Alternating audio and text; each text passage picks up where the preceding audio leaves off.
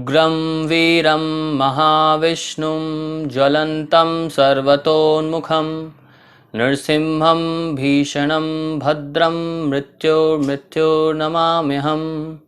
श्री नृसिंहा जय नृसिंहा जय जय जय श्री नृसिंहा। प्रह्लादेश जय पद्मा मुख पद्मा भृंगा। हरे कृष्णा। आप सभी को नरसिंह चतुर्दशी की बहुत बहुत शुभकामनाएं। भगवान श्री नरसिंह देव की कृपा हम सब पर बनी रहे। आज इस वीडियो में हम चर्चा करेंगे भगवान श्री नरसिंह देव के अवतरण के बारे में और उनके प्रिय भक्त प्रहलाद के विषय में और भक्त प्रहलाद की शिक्षाओं के विषय में। 3 चीजें हम डिस्कस करेंगे आज। सबसे पहले हिरण्यकश्यप के जो पुत्र थे प्रहलाद, कैसे उनके प्रेम के कारण भगवान श्री नरसिंह देव का अवतरण हुआ, उनके बारे में हम थोड़ा सा डिस्कशन करेंगे। हिरण्यकश्यप जो कि 2 भाई थे, हिरण्याक्ष और हिरण्यकश्यप, ये दोनों ही दीति के पुत्र थे। और जब इन दोनों का जन्म हुआ तभी से डिसाइडेड था कि भगवान विष्णु का अवतरण होगा जो कि इन दोनों का वध करेंगे। तो जैसा कि हम सब ने श्रीमद् भागवतम में पढ़ा है, हिरण्यकश्यप का वध करने के लिए भगवान का अवतरण हुआ जिनका नाम था भगवान श्री वराहदेव। केशव धृता शूकर रूपा जय जगदीश हरे, जय जगदीश हरे, जय जगदीश हरे। तो जब हिरण्यकश्यपों के भाई हिरण्याक्ष का वध किया भगवान विष्णु ने, तो हिरण्यकश्यप को बहुत क्रोध आया और उसने एक तरीके से बदला लेने की भावना से भगवान श्री विष्णु के प्रति एक तरीके से युद्ध की भावना छेड़ दी। और वो पूरे संसार में, पूरे विश्व में इसी चीज को प्रमोट करने लगा कि मैं भगवान हूं, कर्ता अहम, भोगी अहम, स्वामी अहम। जैसा कि भगवान श्री कृष्ण भगवद गीता में बताते हैं, अहंकार विमूढ़ात्मा कर्ता अहम इति मन्यते। तो इस प्रकार से हिरण्यकश्यप अपने आप को कर्ता, स्वामी, भगवान का दर्जा देने लगा। लेकिन उसे उसके इसी भाव को अंत करने के लिए भगवान श्री नरसिंह देव ने अवतार लिया। तो हिरण्यकश्यप की जो पत्नी थी जिनका नाम था कयाधु, माता कयाधु के गर्भ में भगवान के शुद्ध भक्त प्रहलाद महाराज ऑलरेडी पहुंच चुके थे। जब हिरण्यकश्यप बहुत ही कठोर तपस्या के लिए गए हुए थे, उसी समय देवताओं ने कयाधु को किडनैप कर लिया। किस कारण से? उन्होंने ये सोचा कि जब हिरण्यकश्यप इतना खतरनाक राक्षस है, उसने हमारा जीना मुश्किल किया हुआ है, तो हिरण्यकश्यप का जो पुत्र होगा वो कितना खतरनाक होगा। तो उन्होंने कयाधु को किडनैप कर लिया इस उद्देश्य से कि इनके गर्भ में जो ये बालक, इनके गर्भ में जो भी बच्चा है, इसको हम नष्ट कर देंगे, इसको जन्म नहीं लेने देंगे। लेकिन जब नारद मुनि ने देखा कि कयाधु के साथ ऐसा अत्याचार हो रहा है, क्योंकि नारद मुनि आगे देख पाते थे, भविष्य को देख पाते थे, तो नारद मुनि ने माता कयाधु को अपने आश्रम में शरण दी। और आश्रम में शरण देने के बाद उन्हें वहां पर साधु संतों की सेवा करने का अवसर प्रदान किया। माता कयाधु साधु संतों की सेवा करती थी और साथ ही साथ नारद मुनि और बाकी साधु संतों से भगवान की कथाएं सुनती थी। वही कथाएं गर्भ में पल रहे प्रहलाद महाराज भी श्रवण करते थे। सो प्रहलाद महाराज गर्भ से ही भगवान की भक्ति के प्रति उन्मुख हो गए थे, भक्ति उन्मुख हो चुके थे प्रहलाद महाराज। फिर जब प्रहलाद महाराज का जन्म हुआ, हिरण्यकश्यप बहुत प्रसन्न हुआ हिरण्यकश्यप ने कहा, वाह, मेरे पुत्र उत्पन्न हुआ है प्रहलाद। प्रहलाद 4 भाई थे, जिसमें से एक थे प्रहलाद। सो प्रहलाद जब उत्पन्न हुए, उनका जब जन्म हुआ तो हिरण्यकश्यप बहुत प्रसन्न हुआ। और जैसे जैसे प्रहलाद बड़े हुए, प्रहलाद को हिरण्यकश्यप ने गुरुकुल में भेजा। और वो गुरुकुल कैसा था? हमारे जैसा गुरुकुल नहीं, वो गुरुकुल था असुरों का गुरुकुल। और उस गुरुकुल के जो टीचर थे वो शुक्राचार्य, जो असुरों के गुरु थे शुक्राचार्य, उनके पुत्र थे शंड और अमर्क। सो शंड और अमर्क को आदेश दिया हिरण्यकश्यप ने कि आप जाओ और मेरे पुत्र को गुरुकुल ले जाओ और उसको शिक्षा प्रदान करो। लेकिन वहां पर जाकर के प्रहलाद महाराज ने अलग ही स्कूल शुरू कर दिया, जिसको कहते हैं वैकुंठा स्कूल। और वहां जा करके प्रहलाद महाराज ने भगवान विष्णु के गुणों को गाना प्रारंभ कर दिया। लंच टाइम में प्रहलाद महाराज क्या करते थे? अपने सभी मित्रों को इकट्ठा करते थे और उनको इकट्ठा करके बैठा करके भगवान की भक्ति के बारे में बताते थे। क्या बताते थे? कौमारात आचरेत प्रज्ञो धर्मान भागवतामिहा दुर्लभम मानुषम जन्मम तदपि अध्रुवम अर्थदम। क्या बता रहे हैं? प्रहलाद महाराज अपने मित्रों को शिक्षा देते हैं। क्या शिक्षा देते हैं? कि कुमार अवस्था से ही, मतलब कुमार अवस्था मतलब 5 साल की अवस्था से ही, 5 वर्ष की अवस्था से ही हमें भगवान विष्णु की भक्ति में लग जाना चाहिए। ये शिक्षा प्रहलाद महाराज ने अपने असुर जो मित्र थे, बालक थे, कलीग्स थे, उनको ये शिक्षा प्रदान करी।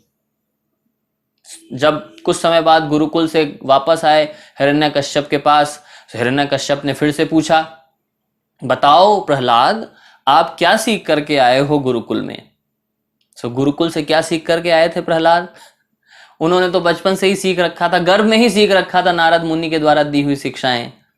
प्रहलाद महाराज क्या बोलते हैं? श्री प्रहलाद उवाचा मतिर्न कृष्णे परतः सतो वा मिथोभिपद्येत गृहव्रतानाम् अदांत गोभीर्विशताम तमिश्रम पुनः पुनश्चर्वित चर्वणानाम। उन्होंने बताया, प्रहलाद महाराज ने अपने पिता हिरण्यकश्यप को बताया। क्या बताया? अपनी असंयमित इंद्रियों के कारण जो लोग भौतिकतावादी जीवन के प्रति अत्यधिक अभ्यस्त होते हैं, वे नरकगामी होते हैं और बार बार उसे चबाते हैं जिसे पहले से ही चबाया जा चुका है। ऐसे लोगों का कृष्ण के प्रति झुकाव ना तो अन्यों के उपदेशों से, ना अपने निजी प्रयासों से, और ना ही दोनों के मिश्र योग से कभी होता है। आगे प्रहलाद महाराज कहते हैं, नते विदुः स्वार्थ गतिम हि विष्णु दुराशया ये बहिरर्थमानिनः। जैसे ही ये विष्णु का नाम सुना, विष्णु और कृष्ण का नाम जैसे ही सुना हिरण्यकश्यप ने, तुरंत वो आग बबूला हो गया, तुरंत गुस्सा हो गया और शंड और अमर्क उनके गुरु को बुलाया। तुम क्या सिखा रहे हो मेरे पुत्र को? मेरा पुत्र तो कृष्ण और विष्णु की बातें कर रहा है, ले जाओ इसको, फिर से ले जा करके इसको सिखाओ। दोबारा गए सिखाने, दोबारा फिर से जब आए, फिर से प्रहलाद महाराज ने भगवान विष्णु और भगवान श्री कृष्ण की कथा करना शुरू कर दिया। सब हिरण्यकश्यप को बहुत गुस्सा आया और उसने कहा, ये बालक मेरा पुत्र नहीं हो सकता और मैं इसे नष्ट करके रहूंगा। जैसे ही नष्ट करने की बारी आई बालक को, तो बालक से पूछा हिरण्यकश्यप ने, बताओ तुम्हारे भगवान कहाँ रहते हैं? प्रहलाद महाराज ने कहा, भगवान सर्वत्र रहते हैं। सर्वस्य चाहम हृदय सन्निविष्टो मत्तः स्मृतिर्ज्ञानम अपोहनम चा। भगवान सबके हृदय में बैठे हुए हैं, कण कण में व्याप्त हैं। हिरण्यकश्यप ने पूछा, क्या वो इस खंभे में भी हैं? प्रहलाद महाराज ने कहा, ऑफ कोर्स, जरूर। प्रहलाद महाराज ने कहा, जरूर, इस खंभे में भी भगवान विष्णु हैं। तो क्या कहते हैं फिर? हिरण्यकश्यप उस खंभे पर वार करते हैं और जैसे ही खंभे पर वार करते हैं तो क्या हुआ? ज्यों ही हिरण्यकश्यप ने खंभे पर प्रहार किया, उससे एक भीषण ध्वनि उत्पन्न हुई।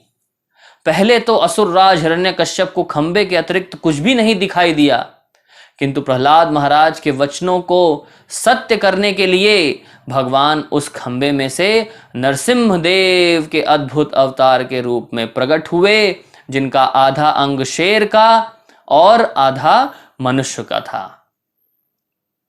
हिरण्यकश्यप तुरंत समझ गया कि भगवान का यह अद्वितीय अद्भुत रूप उसकी मृत्यु के लिए ही हुआ है। तो फिर उसके बाद नरसिंहदेव से उसने लड़ने का प्रयास किया। नरसिंहदेव ने लीला के रूप में हिरण्यकश्यप के साथ थोड़ा लड़ाई भी किया, लेकिन अंत में जब समय आ गया, क्या समय आया? ना तो दिन हो ना तो रात हो, ना ही घर के अंदर ना ही घर के बाहर, ना ही आकाश में ना ही पृथ्वी पर। तो किस प्रकार से कई सारी कंडीशंस को फुलफिल करते हुए अंत में भगवान श्री नरसिंहदेव ने हिरण्यकश्यप का वध किया। केशव धृता नरहरि रूपा, जय जगदीश हरे, जय जगदीश हरे, जय जगदीश हरे। जगदीश केशव धृता, केशव ने नरसिंहदेव का रूप लिया और हिरण्यकश्यप का वध किया। अब जो शिक्षा आने जा रही है, बहुत ही महत्वपूर्ण शिक्षा आने जा रही है, हम सभी भक्तों के लिए बहुत ही महत्वपूर्ण है। आज का practical point, practical application point क्या होगा हमारे जीवन में इस नरसिंहदेव की और प्रहलाद महाराज की कथा को सुनकर। जब हिरण्यकश्यप का वध हो जाता है तो नरसिंहदेव बहुत क्रोध में होते हैं, इतने क्रोध में होते हैं कि उनको कोई शांत कराने के लिए ब्रह्मा, शिव जी और साथ ही साथ लक्ष्मी जी भी आगे नहीं आना चाह रही थी भगवान को शांत कराने के लिए। सो सभी देवी देवताओं ने छोटे से प्रहलाद, 5 वर्ष के बालक प्रहलाद को आगे किया कि जाओ आप जाकर के भगवान को शांत कराओ, उन्हें माल्यार्पण करो। तो श्रीमद् भागवतम के 9वें अध्याय में, 7वें स्कंद के 9वें अध्याय में प्रहलाद महाराज द्वारा नरसिंहदेव को प्रार्थनाएं करी जा रही हैं। उसमें प्रहलाद महाराज बहुत सारी प्रार्थनाएं करते हैं जो कि हम सब के लिए बहुत महत्वपूर्ण है। उसमें से 28 नंबर श्लोक जो है वो हमारे लिए बहुत महत्वपूर्ण है। उसमें प्रहलाद महाराज क्या कहते हैं? एवं जनम निपतितं भव प्रभवाहि कूपे, कामाभिकामं अनुयः प्रपतन प्रसंगात्। क्या कहते हैं? हे प्रभु, मेरे प्रभु, हे भगवान, मैं एक के बाद एक भौतिक इच्छाओं के कारण इस भवकूप मृत्यु रूपी संसार में गिरता जा रहा हूं। किसके कारण? अपनी भौतिक आसक्ति और अपनी भौतिक इच्छाओं के कारण हम बार बार इस जन्म मृत्यु के चक्र में फंसते चले जाते हैं। पुनरपि जननम पुनरपि मरणम, पुनरपि जननी जठरे शयनम। पुनरपि जननम, फिर से जन्म, पुनरपि मरणम, फिर से मृत्यु, पुनरपि जननी जठरे शयनम, फिर से माता जननी के गर्भ में शयन करना पड़ता है, या तो मनुष्य के रूप में या पशु के रूप में।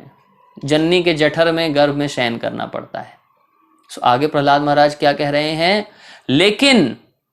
किंतु आपके जो दास थे, सोहम कथम नु विसृजे तव भृत्य सेवाम। लेकिन आपके भक्त नारद मुनि ने क्या किया कि मुझे भगवत भक्ति का ज्ञान प्रदान किया, मुझे भगवत भक्ति का वो रास्ता प्रदान किया, वो मार्ग दिखलाया जिसके कारण मैं आपकी भक्ति कर पाया। तो इसलिए मैं आपसे केवल एक ही प्रार्थना करता हूँ, मैं आपसे केवल एक ही वरदान की याचना करता हूँ, और वो क्या वरदान है? तव भृत्य सेवाम, कि जो आपके भृत्य हैं, आपके भृत्य मतलब आपके जो दास, मतलब आपके दास नारद मुनि, उनका मैं सेवक बन के जन्म जन्मांतर सेवा करता रहूं। तो ये है प्रहलाद महाराज का एटीट्यूड, ये है प्रहलाद महाराज के अंदर का भाव। क्या है वो? तांदेरा चरण सेवी भक्त सनिवास, जन्मे जन्मे होए ए अभिलाष। क्या अभिलाषा है? कि जन्म जन्म मेरी यही अभिलाषा है, तांदेरा चरण सेवी भक्त सनिवास, कि आपके जो भक्त हैं, मतलब हमारे गुरु, वैष्णव, मैं इनकी सेवा में लगा रहूं। ये प्रहलाद महाराज की शिक्षाओं का बहुत ही महत्वपूर्ण अंग है जिसको हमें अपने जीवन में उतारना चाहिए। गुरु की सेवा, वैष्णव की सेवा जन्म जन्मांतर हमें नहीं छोड़ना चाहिए। और प्रहलाद महाराज की लास्ट शिक्षा मैं जो बताना चाहता हूं आपको, प्रहलाद महाराज ने नवधा भक्ति के प्रोसेस के बारे में हमें बताया। भक्ति के जो 9 प्रोसेस हैं उनके बारे में हमें प्रहलाद महाराज ने बताया। क्या? श्रवणम कीर्तनम विष्णु स्मरणम पाद सेवनम अर्चनम वंदनम दास्यम साख्यम आत्मनिवेदनम। श्रवणम मतलब भगवान के बारे में सुनना, कीर्तनम सुन करके उसके बारे में कीर्तन करना। और जब हम श्रवण कीर्तन करेंगे तभी क्या हो पाएगा? विष्णु स्मरणम। इस नरसिंह चतुर्दशी पर हम सभी को भगवान नरसिंह देव से प्रार्थना करना चाहिए कि हम इन भक्ति की 9 विधियों में अपने आप को लगाएं, निरंतर जन्म जन्मांतर इन भक्ति की 9 विधियों में लगें। इस नरसिंह चतुर्दशी पर हम ज़्यादा से ज़्यादा हरे कृष्ण महामंत्र का जप करें, ज़्यादा से ज़्यादा भगवान की शिक्षाओं को पढ़ें, भगवान की शिक्षाओं को सुने और अपने इस मनुष्य जीवन को सफल बनाएं। बहुत बहुत धन्यवाद। हरे कृष्णा।